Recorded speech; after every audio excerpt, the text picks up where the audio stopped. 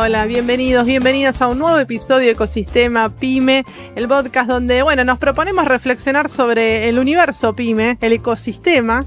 Me acompaña Marcelo Papir, quien les habla Jessica Bernardú.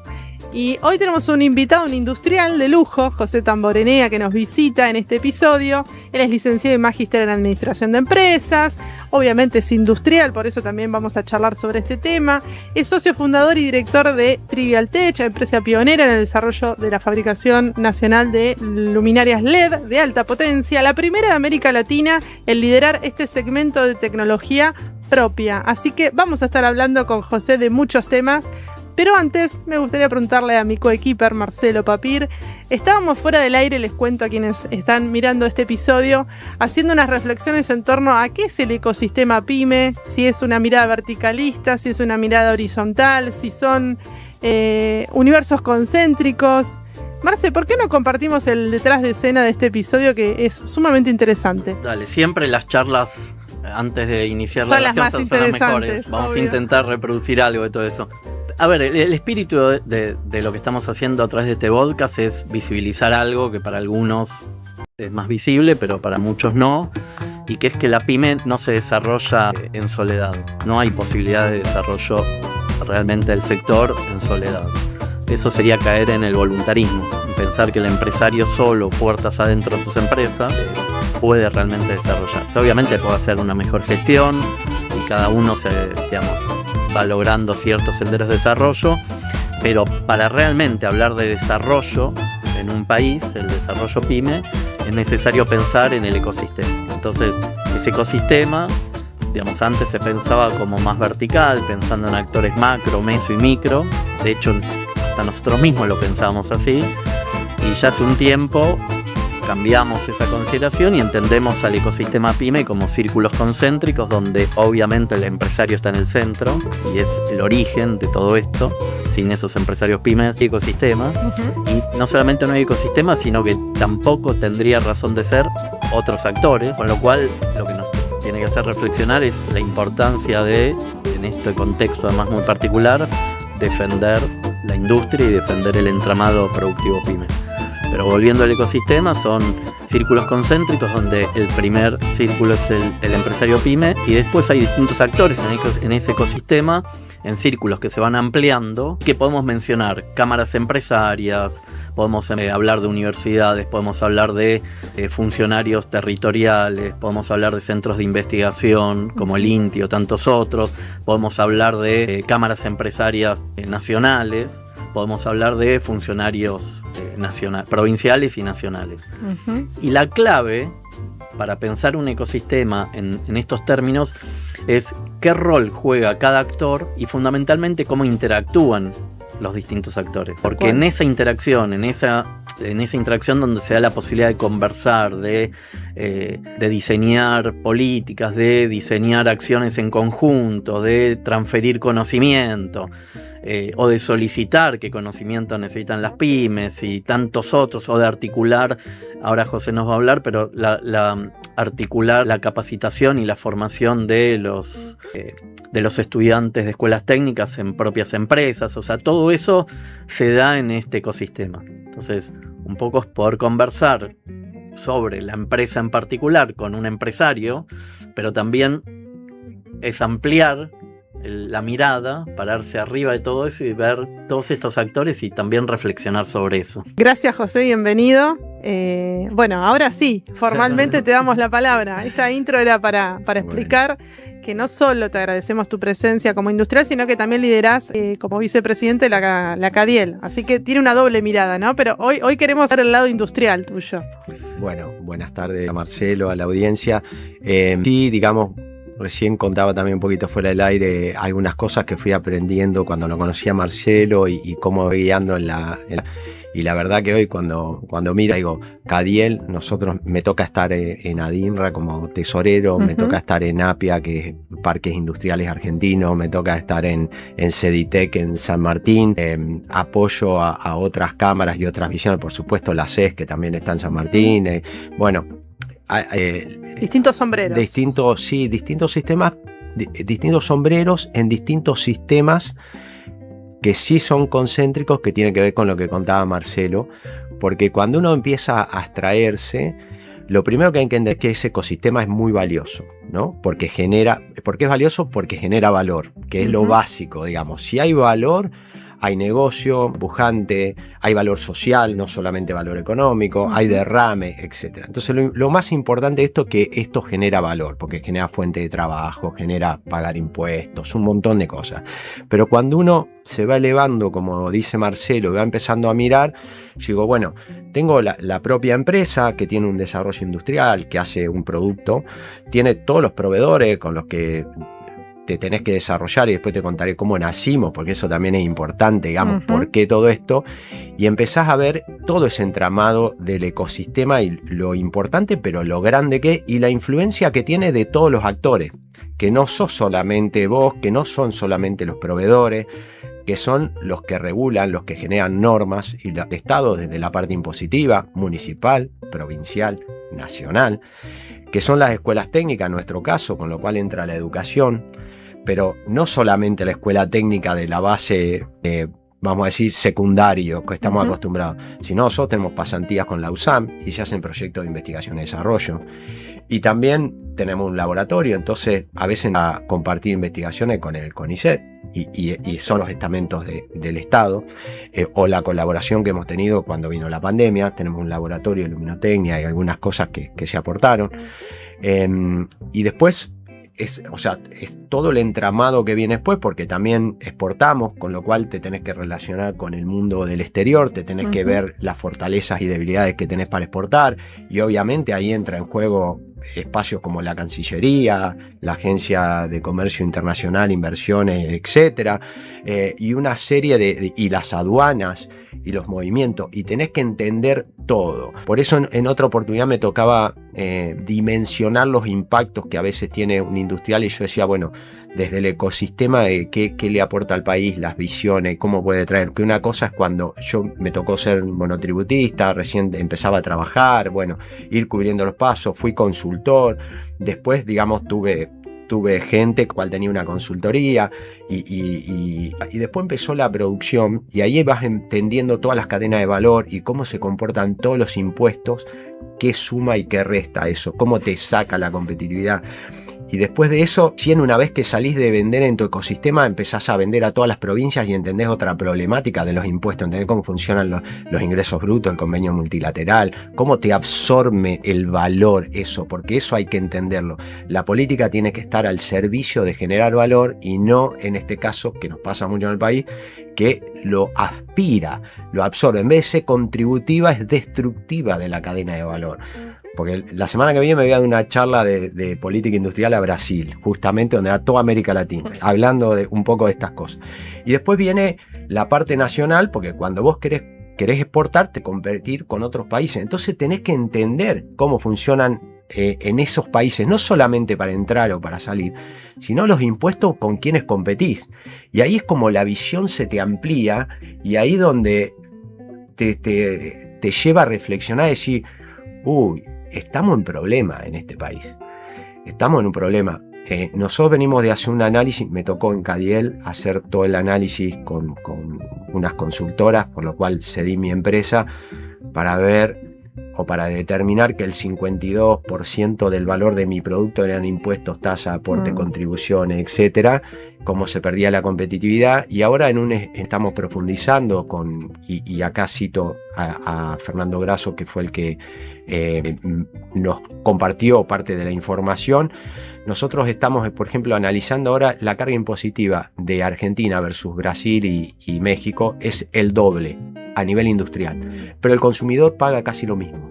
El tema es cómo se comporta en la industria, es decir, cuando nosotros vamos a sacar ese producto, nosotros tributamos 14, 15, 16, 18 puntos más que estos competidores para exportar, y quedamos fuera del mercado. En general, esto yo lo planteé con el régimen de compras públicas cuando se presentó en el Congreso, y hablo allá 2018 aproximadamente, teníamos 24% de diferencia. Y todo esto es ecosistema, porque todo esto es cómo funcionan y cómo se relacionan esos ecosistemas, que cuando hablamos de este caso que yo digo lo que estoy estudiando, somos 20 personas, o sea, somos realmente una pyme. Ujú. Por más que uno despliegue en territorio un montón de cosas y que te moves y eso suena como si fuera una gran ola, no deja de ser la gotita en el mar, tu metro cuadrado que suma miles de kilómetros de recorrido. Somos muy pequeños, pero vivimos la circunstancia de lo que vive todo el resto del entramado pyme. Te chocas con las mismas cosas y tenés que relacionarte con esto. Decía, el ecosistema es todas las partes del Estado, la educación, la innovación, la tecnología, y aparece el INTI, aparece con sus centros tecnológicos, aparecen las normas con las que tenés que hacer. Nosotros en Argentina trabajamos con normas IRAM, entonces vos tenés que cumplimentar las normas IRAM, y para poder llegar y poder exportar tenés que trabajar con las normas ISO, entonces tenés que certificar normas ISO, y además sos eléctrico, entonces tenés que certificar la seguridad eléctrica, porque de ahí dependen las personas, y te tenés que empezar a relacionar con todo lo que te rodea, que son la madre de los ecosistemas. No es que vos, che, voy a fabricar una luminaria, sí, bueno, ¿y qué tengo? Y la verdad que si te digo, de ese momento no es que era sencillo, porque nosotros probemos una innovación que fue eliminar el driver de la luminaria como si fuera el transformador, para que la gente lo entienda, y eso fue lo que nos hizo pionero en toda América Latina y según en el mundo, porque las luminarias todas tienen ese driver y nosotros no, entonces no afectamos el medio ambiente. Dentro de eso, hacer una luminaria era relativamente sencillo, como poner ese producto en el mercado y después empezar a agregarle valor. Ahí empezaron las complejidades. Ahí empezó, bueno, tengo que ir a la cámara, tengo que entender qué hacen mis colegas, dónde certifican, qué ensayos hay que tener, cómo hago para llegar a un municipio, por qué se comporta de esta forma, todo lo que tenía que certificar, y para eso había que crear un modelo, y el modelo de iluminación también tenía normas IRAM, que tiene que ver cómo circula un auto, a qué velocidad, todo lo que tiene que ver con la calle, la altura de las columnas, el ancho de la calzada, la velocidad que tienen esas arterias, bueno, y todo era, un capítulo nuevo, otra página del libro, un libro entero nuevo, porque exportar es un libro entero, ¿no? O sea, cosas así. Bueno, menos mal en ese momento, digo, bueno, lo tengo acá al lado, más fácil referenciar. Apareció, por ejemplo, Marcelo, y empecé a decir, che, yo estoy trabajando en Cadiel y estoy asumiendo, era presidente recién arrancado de iluminación. Y a absorber ahí conceptos de relacionarme con los demás, de esta interacción, etcétera. Y después, bueno, en un momento llegó y teníamos un laboratorio. El laboratorio estaba al servicio de la comunidad. Entonces no era nuestro para el uso, por más que era nuestro. Entonces trabajamos con esto, un poco contaba Marcelo, de decir, bueno, todo el que quiera hacer un análisis para investigar y desarrollar nuestro laboratorio, el valor va a ser el 35, dependía el momento de lo que se cobraba en el momento un ensayo. ¿Por qué? Y porque era una forma colaborativa. Y empezamos a romper esas barreras del mercado, que somos todos competidores, y sí, somos competidores, pero también somos colegas, y también formamos parte de un pool, que si ese pool se potencia, vos tenés más fuerza como sector. Entonces empezamos a compartir más data y creamos el plan de alumbrado público, de eficiencia en alumbrado público, el famoso PLAE, y apoyamos ahí la Secretaría. Entonces empezamos a desarrollar algunas cosas en conjunto, y ya había productos que eran de 2 o de 3 fabricantes, y hoy esto como exportar un producto que yo le compro a otro de mis colegas, competidores, como se le quiera llamar, y ya cuando sale el producto sale una integración, pero eso tiene mucho valor del ecosistema, no es solamente uno, por más que oigas, me va mejor, me va peor, no. Esto hay todo un espacio muy grande que depende cómo vos te lo tomes, cómo vos lo transites, va a ser el valor que puedas capturar, y al final es lo que terminás dejando en ese territorio, ¿no? O sea, porque dejas relaciones, dejas amistades, dejas aporte, dejas conocimiento, absorbés conocimiento. Cada vez que enseñás, aprendés, cada vez que aprendés, enseñás. Es un círculo que no termina. Siempre lo planteo en el ejemplo cuando nos pasó con el tema de la práctica profesionalizante de los chicos. Digo, los chicos venían, nosotros padrinamos la Escuela Técnica número 1 de San Martín, ¿no? Y los chicos fueron a la fábrica a aprender, en principio. Y nosotros fuimos, en teoría estábamos en donde vamos a enseñar algo, cómo trabajar, cómo traducir la teoría en práctica, ¿no? Pero resulta que cuando vos ibas al almuerzo, ibas al mate, al café, compartían los chicos de 17 años con los operarios que tenían 45, decía, che, acá en este espacio es al revés, los chicos les enseñan a los operarios a manejar mejor el celular, a editar video, a sacar mejores fotos, a manejar las redes sociales, a hacer consultas por la IA, hacer... Eso es o sea, los operarios no tenían ese nivel de conocimiento, lo tienen hoy porque los chicos potenciaron eso, o sea, fueron a aprender, sí, también terminaron enseñando, también terminaron teniendo palabras claves porque ese entendimiento, ese cruce generacional de 17 con 45 o 18 con 50, como lo quieras ver, cuando el chico le habla, o sea, cuando el compañero de trabajo le habla al que lo está guiando o viceversa, no es el padre con el hijo, son compañeros de trabajo. Entonces se cae el velo de barreras que entre padre e hijo existen y empieza a tener otra mirada empática, decir, mira, cuando mi hijo me dice esto, yo lo pensaba así, nunca lo miré así. Che, cuando mi papá me decía esto, yo pensé, me está controlando, me está esto. No es así. Y ahí salieron palabras claves para ir a bailar, para volver, para estar a las 3 de la mañana, a las 4 horas, un mensaje que recibe la familia con una palabra clave, en la cual significa estoy bien, no se preocupen por mí. Y del otro lado en la casa es quedarse tranquilo, dormir tranquilo. Y eso es ecosistema PYME. Fíjate algo que queríamos destacar. Interesante, o sea, todos los temas. Claro, abriste. Sí, arrancar. Voy a intentar arrancar por el primero que me... Yo planteaba que antiguamente se pensaba este ecosistema en términos de verticalidad, de macro, meso y micro, y eso justamente tenía al trasfondo una mirada vertical donde había actores que controlaban o dirigían procesos dentro del ecosistema. Evidentemente eso ya hace muchos años que no funciona porque cambió, digamos, hubo muchas transformaciones políticas, sociales, estamos viviendo una transformación en esos términos y pasamos a la idea del ecosistema con estos círculos concéntricos donde no hay quien dirige, son distintos actores que tienen que interactuar, ¿sí? No hay quien controla el ecosistema, sino hay que interactuar y en esas interacciones vamos creando valor. Es lo que, y aprendiendo, ¿no? Y aprendiendo. Y es lo que acabas de describir vos, José. Por eso yo decía que interesante poder plantear una idea y después hablar también con los actores para ver qué está sucediendo. Sí, y ahí lo que veo es decir, el ecosistema es incontrolable. Funciona por sí mismo, se autorrelaciona entre sí, genera nuevos conceptos, se desafía a sí mismo todo el tiempo, todo. Uno apenas, digamos, si querés como un director de la gremial empresaria, por decir, para tener una visión, apenas controla 3-4 variables que es, pongámonos todos de acuerdo hacia dónde vamos, pongámonos todos de acuerdo qué decir, pongámonos todos de acuerdo cómo decirlo, pongámonos todos de acuerdo qué gestión realizar frente a... son como cosas muy puntuales, pero al mismo sistema, ese ecosistema al mismo momento se está autorregenerando todo el tiempo, desafiando todo el tiempo, generando nuevas normas, nuevas estructuras de relacionamiento, todo. Es muy dinámico y es incontrolable, es incontrolable. Lo que sí, para quedarme con cosas, digo, acá lo importante es si ese ecosistema genera valor y nosotros lo podemos traducir socialmente. Eso es como el desarrollo del país. Ese es el gran paso.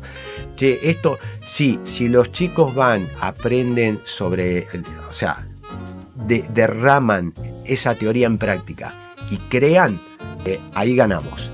Si nuestros operarios tienen mejor relación familiarmente con sus hijos porque entendieron cosas de otra mirada, ganamos. Si comparten intergeneracionalmente conceptos, ganamos, porque en el medio hay respeto, cumplir horarios, se trabaja en equipo, si uno llega tarde, esas cosas se rompen, etc. O sea, el respeto al otro, esas cosas es ganar por social, porque atrás de eso tener la solidaridad, tener el respeto, el trabajo valores en equipo, todas esas cosas que después el país las necesita hasta para ganar el mundial. Sí. O para perderlo, pero hacer un buen papel. Hasta porque uno está aprendiendo todo el tiempo, pero todo nace ahí, todo despliega ahí. Y en nuestro caso, puntualmente, venimos de un plan de negocio, o sea, venimos de estudiar, de ir al INDEC, estudiar en el INDEC, qué pasaba con la iluminación, cuánto se consumía en energía, cuántas luminarias había de la vieja tecnología, qué estaba pasando con las nuevas tecnologías, cómo irrumpían, qué hacía un municipio, cómo compraba, qué cosas tenía en cuenta. ¿Cuál es performance? Entonces empezamos, ¿qué tenemos que cumplir? El tema de la seguridad eléctrica. No, pero esto está asociado a una norma, que es la de circulación. ¿Qué tenemos? Y había una norma de luminaria. Entonces, constructivamente, ¿qué teníamos que hacer? Y es estudiar, meterte en un mundo aprendiendo con muchos actores que no es allá del pensamiento. Y después de eso, armar un plan de negocio y hacer prototipos, probarlos, que funcionaban. Y decir, bueno, ¿qué tenemos? Que era el pilar o la fortaleza, y qué nos faltan, eran todas las debilidades y las amenazas que teníamos sobre eso, el famoso FODA, y decían, bueno, este es el plan de negocio, este es el camino a seguir, y ahora tenemos que salir al medio y conseguir dinero. Y eso implica que gente tiene que confiar en vos, porque te van a poner plata, digamos. Entonces, bueno, había que desarrollar y había que cumplir las cosas. Y me acuerdo que cuando vino, hicimos 2 ruedas de negocio. En la segunda, a los 20 días que recibimos el dinero, nos agarró la devaluación en 2014, nos quedamos con el 60% del dinero. Y bueno, fue la reunión con Gato, decir, bueno, ¿y ahora qué hacemos? ¿Más dinero? No, pues ni sabemos qué va a pasar. O sea, más dinero no. Bueno, cuando mucho más tiempo, reinversión de 100% de utilidades, vamos a cumplir y que sea lo que sea. Bueno, listo, nos embarcamos en todo eso. Entonces, pero atrás de todo eso, ¿qué está? Que lo que bajamos en los colegios, lo que charlamos en la universidad, o acá, que genera valor. Che, hay 3 personas que se juntaron, que es más, que pusieron dinero, y estas 3 personas que tenían una idea, convirtieron esa idea en una industria. Y hoy son socios. Bueno, ¿qué quiere decir? Que cualquier chico que sale del colegio, que aprende, que escucha a los más grandes, que sigue el paso a paso, decir, ¿cómo hago? ¿Cómo construyo esto? ¿Cómo hago? Lo puedo hacer y soy el dueño de mi vida, soy el dueño de, entre comillas, ¿no? El dueño de mi futuro, lo que estoy planificando dentro del ecosistema. Porque el ecosistema no se sale, se vive eternamente, vas, digamos, excepto que te quieras ir al fondo de la montaña solo, no tener familia, no tener nada. Si no, siempre va a ser un ecosistema, con distintas variantes, pero va a ser un ecosistema. Y ese ecosistema te contiene, te aporta, a veces te daña, porque y ahí es donde digo, che, ¿cuál es el papel que juega el Estado para que ese sistema, como ente regulador, aporte la mayor cantidad de beneficio y perjudique lo menos posible? Te haces una pregunta. Gran pregunta. Me hago una pregunta porque esa pregunta proviene de hechos puntuales. Cuando yo salía para acá, me dicen, recibo un correo donde nos avisaban desde Arca que teníamos una factura APOC, ¿no? Entonces, fíjate cómo aparece una factura APOC, entonces rectifique el IVA. Y bueno, presente esto, no sé cuánto, y tenés que pagar. Pero ¿cómo una factura POC? ¿De dónde nace una factura POC? Entonces empezamos a investigar todo esto. Pero para si un proveedor, ¿qué me están diciendo? ¿Entendés? No, bueno, hablemos con el proveedor, llamemos a ver qué está pasando. ¿Y vos cómo le pagaste al proveedor? Le hice una transferencia bancaria. Entonces yo digo, no, pará. Me dicen que si no me van a hacer una integral, me van a revisar las cosas, todo lo que hagan, porque tengo una factura POC a cual un proveedor le pagué a través de una transferencia bancaria, que le hice retenciones, que el banco le cobra el SICREP, que le cobran el ingreso bruto del impuesto al débito y el crédito, le cobran las cosas. Yo digo, pero pará, le hice una transferencia bancaria, si una factura POC, ¿cómo es una cuenta en un banco? ¿Que el banco le abrió a una empresa fantasma? La que nuclea todos los bancos no tiene ninguna normativa. Si yo cuando fui a abrir la cuenta en el banco me pidieron 50.000 papeles, tuve que presentar balance, tuve que presentar todo. ¿Qué pasa acá? Que es una empresa que incumplió algo. No hizo cosas, entonces te la meten en APOC y a vos te amenazan, y esto lo destaco así, te amenazan que te van a hacer un integral, que tenés que volver a pagar el IVA, es una vergüenza la administración del país, es vergonzosa, como está pasando, bueno, ya ahora lo que acabamos de escuchar, jefe de gabinete, todas estas cosas, o sea, es un ecosistema en el que vos tenés que sobrevivir con todo en contra. ¿Sabés lo que queremos que decís? O sea, es que dijiste algo que nos parece lo más interesante, que uno no está afuera de ese ecosistema. O sea, todos vivimos, o sea, hablando de ecosistema PYME, todos vivimos dentro de ese ecosistema. Lo que pasa es que hay empresarios que tienen mayor visibilidad de ese ecosistema, o sea, entienden que están dentro de ese ecosistema, y hay otros que todavía no tanto. Pero uno no se puede escapar. Entonces, para bien o para mal, ese ecosistema impacta en la realidad de las pymes. Entonces siempre la pregunta es, bueno, entonces ¿cómo mejoramos ese ecosistema? Aún reconociendo que históricamente podemos reconocer que tuvo, o las cosas que faltaban. ¿Cómo hacemos para no perder la idea de que la condición de posibilidad del desarrollo de la pyme es ese ecosistema? Que no es la salvación individual. No, y que lo tiene, como te digo, mucho de esto lo gestiona el Estado, lo controla el Estado y crea las condiciones para que vos ganes la competitividad con el objetivo del desarrollo. Porque, y esto lo que vos traías es para mí, fundamental. Pues la gente que trabaja con vos tiene que aprender. Es decir, vos tenés un sistema de conocimiento a través del colegio, etcétera, que tiene que ser bueno. No puede ser malo. Si es malo, perdés competitividad, no sos creativo, perdés valor, etcétera. El sistema de salud tiene que funcionar, porque si no a vos la gente se te enferma. Y es un total neófito y alejado de la realidad el que no entiende ahora que la gente que trabaja con vos, con este nivel de salario y con este nivel de frío que hay en el mercado, no le alcanza para vivir, come como, y acá cito algunas de las palabras del presidente también y demás, con el tema de que no digan que no llega a fin de mes porque la gente estaría toda tirada en la calle, yo no veo gente muerta, etcétera, etcétera. No, hay muchos pasos que la gente sigue antes de morirse. Primero, come, en vez de 4 comidas, come 3, después come 2 y después come una. Y come una mal, y cuando tiene frío pasa peor. Entonces, después no se compra ropa y la ropa tiene agujero, entonces tiene más frío. Y después no tiene colcha o no le alcanza la plata para calefaccionarse y se resfría. Y después le agarra angina y después le agarra gripe y después tiene problemas pulmonares y después se tiene que internar y el hospital no funciona porque no llegan los recursos y así funciona todo. Entonces, en todo eso te afecta. Porque esto es ecosistema. Y si la gente, ¿qué hace? Vos sos papá, vos tenés hijos, vos no te alcanza la plata, ¿qué haces? Dejas de comer vos y le das de comer a tu hijo. ¿Tenés con qué? Entonces es muy difícil esto y esto funciona. ¿Puedo hacer una distinción? Sí. Que me parece interesante lo que estás planteando y de vuelta nos lleva también a nosotros a reflexionar sobre temas. Yo hago una distinción entre el Estado, que me parece que obviamente es un actor fundamental en sus distintos niveles dentro de este ecosistema, si hablamos de ecosistema pyme, y además si hablamos de país, ¿no?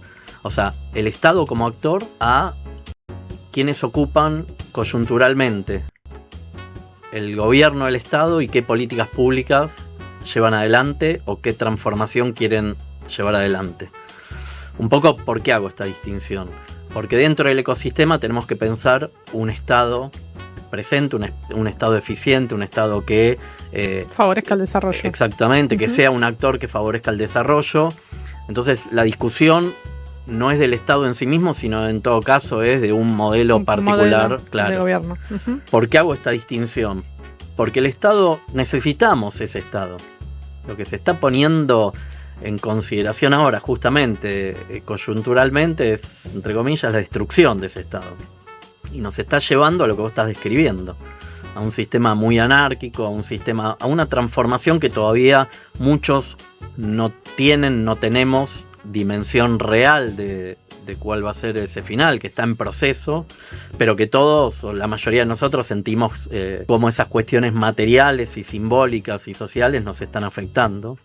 Entonces esa distinción me parece importante, ¿no? Por un lado, pensar, bueno, necesitamos al Estado porque es un actor fundamental del ecosistema pyme, pero bueno, ¿cómo hacemos para trabajar con ese Estado y en eso para que ese Estado represente los intereses de el país, del desarrollo industrial? Entonces, bueno, y la función social del empresario como tal dentro del ecosistema para compartir estos valores, estas prácticas, estos pensamientos, las reflexiones de cada día en la industria, en la sociedad, en la calle, en la comunidad. Hablábamos en el episodio anterior, Marce, el concepto con Miguel de comunidad, y él está hablando de ecosistema en el mismo sentido, donde todos nos necesitamos, somos parte, y estas interacciones, más allá de lo laboral, del aprendizaje, de la solidaridad, de la responsabilidad con el otro, hace que ese ecosistema, el aceite entre todas esas partes, sea justamente la sensibilidad social de un empresario, que a veces hasta se lo puede llegar a estigmatizar diciendo que son personas frías, distantes de la realidad de sus trabajadores, de su comuna y demás.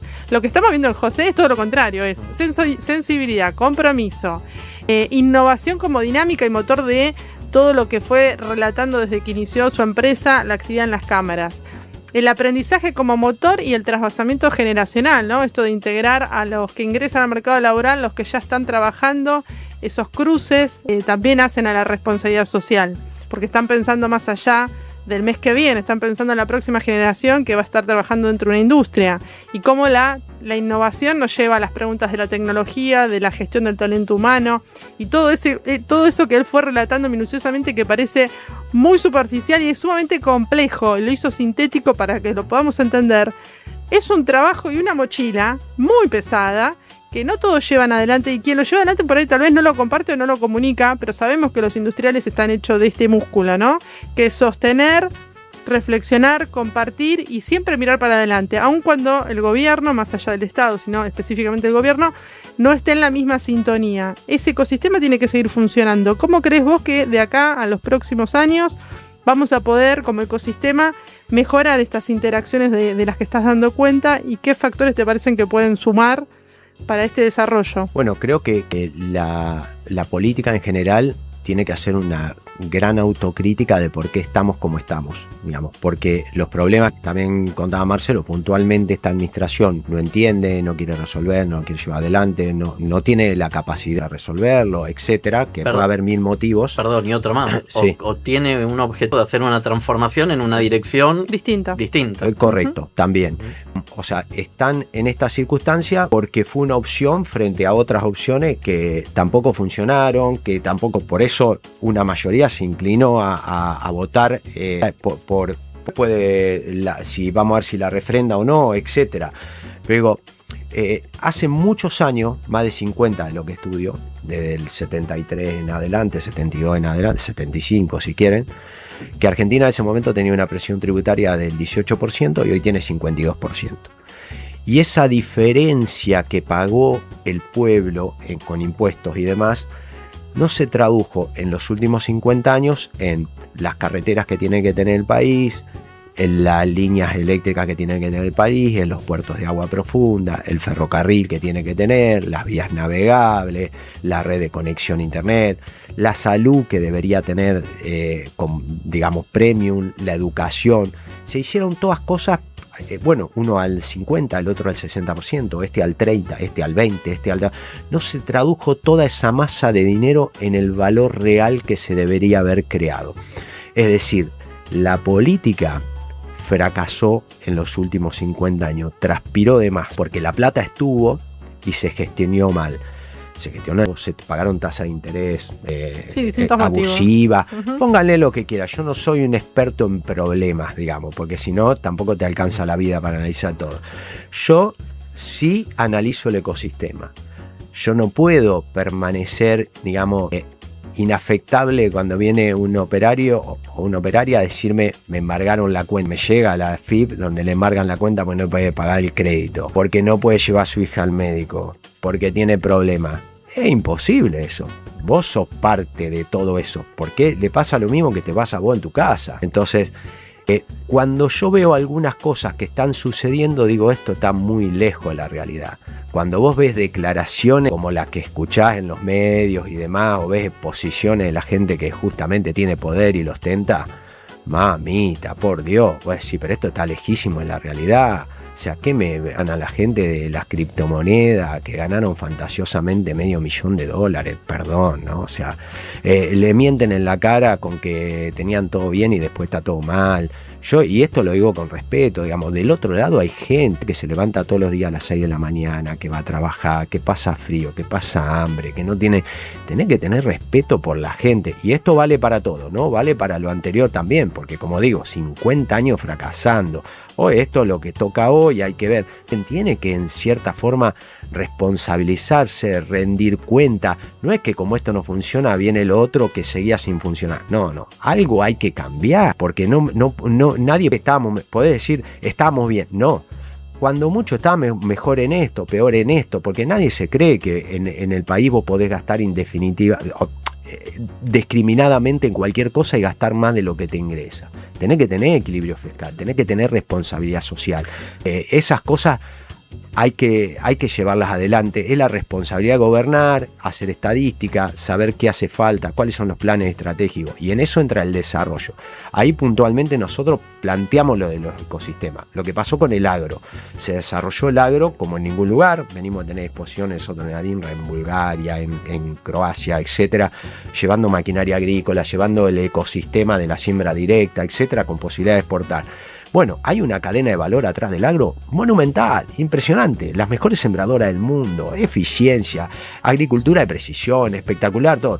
Pero yo no veo que eso pase ni en petróleo, ni en minería, ni en energía. No está pasando. ¿Por qué? Y porque se armó un rigui donde vos el mensaje que decís son más importantes los de afuera que los de adentro.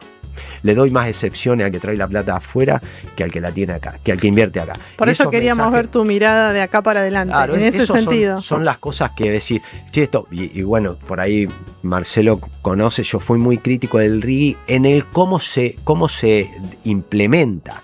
No en el que era necesario, estamos de acuerdo que es necesario. Ahora debería integrar las cadenas de valor, entre comillas, los ecosistemas concéntricos de desarrollo de cadena de valor agregado, donde derrama socialmente lo que hizo Noruega, lo que hacen un montón de países, parte Islandia, lo que hizo Australia, etcétera, en convertir esas cadenas de valor que llega a la sociedad. Y la sociedad la reconvierte, le da 10 vueltas más en un círculo virtuoso. No Nigeria, no todo esto, lamentables ejemplos que son 100% extractivos, como está pasando ahora, que se traen una ciudad para vivir 5.000 personas en la cordillera, con el proyecto de minería de Vicuña, donde todo viene de China, y donde vos lo comparás, y vas a decir, no es que es más barato per se, no, tiene menos, entonces es muy difícil así, porque el empresario, vos ¿cómo le decís al CEO de Ford, de Stellantis, el que hace los motores, que son todos buenos afuera y son malos los que están acá? Si usan los mismos sistemas, el empresario de Zara que vende acá porque se le ocurre. No, es caro el sistema en el que se tiene que desarrollar porque es totalmente distorsivo, es penalizante para el fabricante, etcétera. Y es una lástima porque al final hablas de ecosistema, al final hablas de valor agregado, hablas de desarrollo social, y eso yo veo que las autoridades sinceramente no lo entienden. Viven adentro un escritorio. Lo que conversamos en un episodio no queda en el episodio.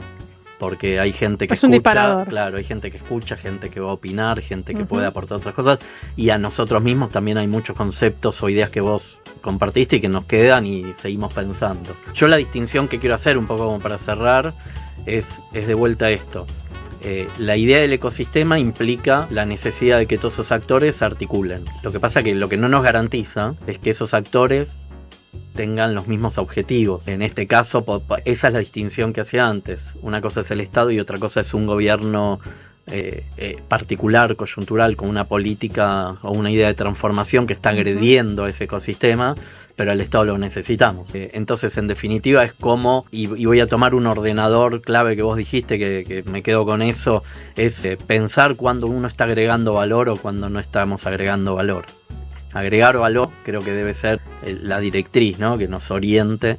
Entonces es nada, a modo de como conversaciones con vos, con otros empresarios, con otros actores del ecosistema, es cómo volvemos a poner el centro de agregar valor social, valor económico, valor simbólico, valor político para el desarrollo de un país, en este caso nuestro país, que estamos viviendo y que todos en algún punto sufrimos cosas, porque nos pasa lo mismo, cosas que vos mencionaste, pero cómo agregamos valor, cómo ponemos el foco en agregar valor y cómo esos actores vamos interactuando para agregar valor. Y en definitiva, eso también puede ser un orientador más claro para tomar decisiones a la hora de, bueno, qué gobiernos elegimos. Tu vida, si uno se quiere autoevaluar, dice cuánto creció mi capital social.